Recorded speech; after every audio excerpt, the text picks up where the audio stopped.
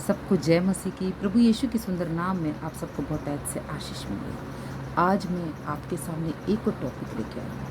परमेश्वर करे कि वो बातें आपको समझ में आए और आप उसे अपने जीवन में लागू कर सके, दूसरों को बताने वाले, सिखाने वाले बन सके और खरी शिक्षाओं पर चलने वाले बन सके। तो परमेश्वर की तुलना दुनिया के किसी भी देवी देवता से हम नहीं कर सकते। आज मैं आपके सामने ये टॉपिक लाई हूँ कि परमेश्वर की तुलना, जो हमारा सच्चा परमेश्वर है, उसकी तुलना हम किसी भी देवी देवता से नहीं कर सकते। किसी भी मतलब किसी भी 38 करोड़ हो या 36 करोड़ हो, जो भी देवी देवता हैं और बाकी जो भी मुस्लिम हैं, सिख, ईसाई, जिनको भी मानते हैं, उन सब से ऊंचा परमेश्वर है हमारा। तो इसका स्ट्रक्चर यहाँ से हम जानते हैं कि उनके सिवा, हमारे परमेश्वर के सिवा कोई और नहीं है। ये लो स्ट्रक्चर, निर्गमन 18 का 11 का, निर्गमन 18 वर्स 11। एक ऐसा व्यक्ति जो परमेश्वर को नहीं जानता था, ना यित्रो मूसा का ससुर था। यित्रो नाम का जो व्यक्ति था वो मूसा का ससुर था। अब आप पूछोगे मूसा कौन था, उसके बारे में मैं आपको बाद में बताऊंगी। और ससुर था वो एक याजक था, मिघानियों का एक राजा था। जब इसके कानों में लाल समुद्र के 2 भाग के बारे में पता चला, आपको पता है जब मूसा अपने 6 लाख लोगों को लेकर जा रहा था लाल समुद्र पार करके, तो परमेश्वर ने उसकी मदद की और उस जंगल में हर एक परेशानियों से उनको बचा के रखा। ना उनके कपड़े घिसे फटे, ना चप्पल घिसी, ना उनको भूख लगी। मतलब उनको हमेशा तरोताज़ा रखने के लिए परमेश्वर हमेशा उनके साथ चलता था। दिन में बिजली का खंभा, दिन में और रात में रोशनी का खंभा बन के उनके साथ साथ चलता था। तो जब मूसा के ससुर यित्रो ने इस बात को सुना, उसको पता चला कि मिस्र की सेना को डुबाकर 10 विपत्ति डालकर अपने 6 लाख लोगों को, जैसे उकाब अपने बच्चों को संभालती है। क्या कह रहा है यित्रो कि मिस्र में जितने लोग थे, जितनी सेना उस इजरायली लोगों को 6 लाख लोगों का पीछा कर रही थी, उन सब को पानी में डुबो के मार दिया और वहाँ से सुरक्षित निकाला बाहर। तो उसने एग्जाम्पल दिया, जिस तरह उकाब अपने बच्चों को संभालती है, उस तरह परमेश्वर ने इजरायलियों को संभाला। तब मूसा का ससुर कहता है, निर्गमन 18 का 11 में, मैंने जान लिया। आप पढ़ सकते हो पुराना नियम में, निर्गमन चैप्टर 18 वर्स 11 में, कि तब मैंने जाना यहोवा सब देवताओं में बड़ा है। क्यों ऐसा बोला उसने? क्योंकि वो देवी देवताओं को पूजता था। उस समय सबसे बड़ा देवता बाल देवता होता था। उस समय देवताओं में सबसे बड़ा बाल देवता था। मिस्री का देवता था, फिलिस्तीनियों का देवता था, और ना जाने दुनिया भर के देवी देवताओं को काउंट कर सकते हो, इतने देवी देवता थे।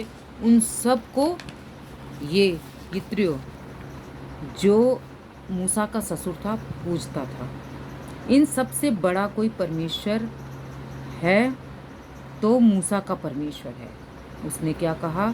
इतने करोड़ों देवी देवता हैं, उन सब से बड़ा मूसा का परमेश्वर है। क्यों कहा? क्योंकि वो अन्य जाति का था और वो परमेश्वर को नहीं मानता था, वो करोड़ों देवी देवताओं को मानता था, जैसे आज हिंदू इन लोग मान रहे हैं। और ये हिंदू जो इसे मान रहे हैं, वो सब यहीं से निकले हैं, देवताओं को पूजने वाले, देवी देवताओं को पूजने वाले। तो वो कहता है इन सब परमेश्वरों में, इन सब देवी देवताओं में सबसे बड़ा मूसा का, क्योंकि मूसा का ध्यान रखने वाला 6 लाख लोगों, इजरायली लोगों को बचाकर निकालने वाला एक सच्चा परमेश्वर ही हो सकता है। किसी के पास इसका सबूत तो नहीं है, लेकिन हमारे पास है, क्योंकि हम पवित्र बाइबल पढ़ते हैं। एक घटना और मैं बता देती हूँ। एलिया का कम से कम 400 साल 400 बाल देवताओं के टक्कर में आया है ना।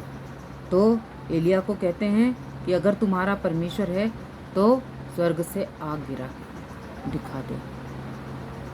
एलिया ने अपने परमेश्वर से कहा, परमेश्वर मैं तो जानता हूँ कि आपके लिए कुछ भी असंभव नहीं है, लेकिन मैं इनको दिखाना चाहता हूँ कि आप सच में जीवित परमेश्वर हो और आपके तुल्य ना कोई था, ना कोई है, ना कोई रहेगा।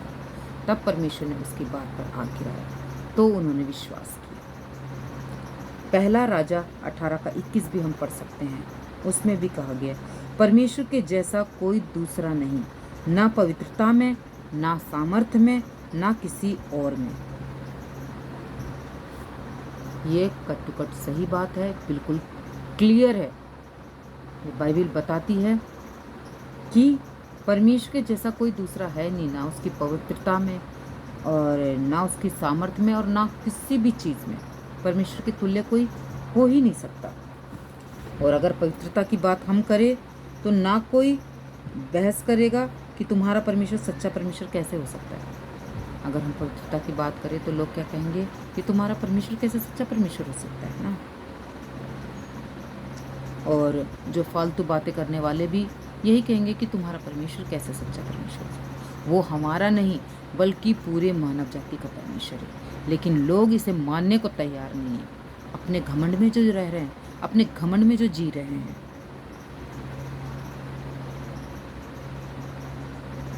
इस बात को भी साबित करा है कि परमेश्वर के तुल्य कोई परमेश्वर है ही नहीं। यशायाह 34 का 10 भी आप पढ़ के देख सकते हो। इफिसियों 4 का 6 भी आप पढ़ के देख सकते हो। याकूब 2 का 19 भी आप पढ़ सकते हो। तो आप शब्दों पर ध्यान देना।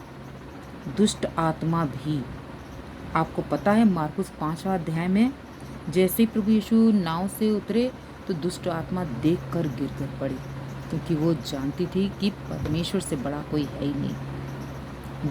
डरती है।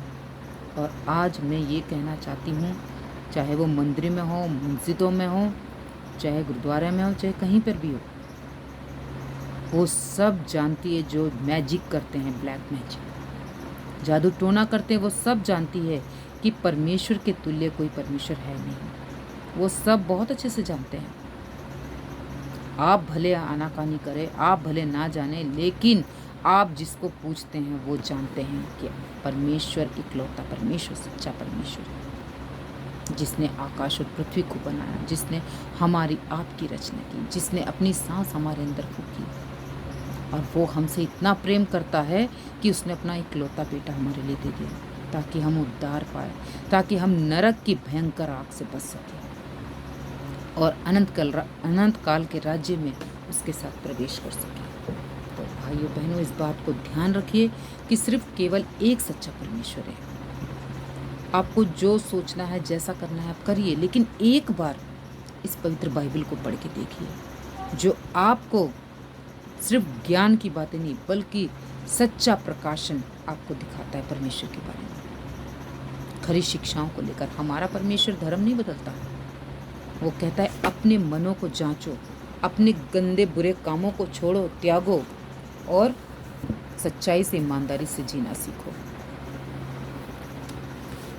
क्योंकि जितनी भी बुराइयां आप करते हो वो सब शैतान की ओर से है। जितने भी गलत काम करते हो आप, वो शैतान की ओर से है। तो मैं परमेश्वर का धन्यवाद देना चाहती हूँ कि परमेश्वर ने सुंदर समय दिया और इन बातों को आपके सामने रखने का मुझे मौका दिया, और इससे मैं भी समझ सकी हूँ, सीख सकी हूँ, और मैं समझती हूँ को आपको भी समझ में आया होगा। और सबको जय मसीह की, प्रभु यीशु के सुंदर नाम में आप सबको प्रेज़ करें।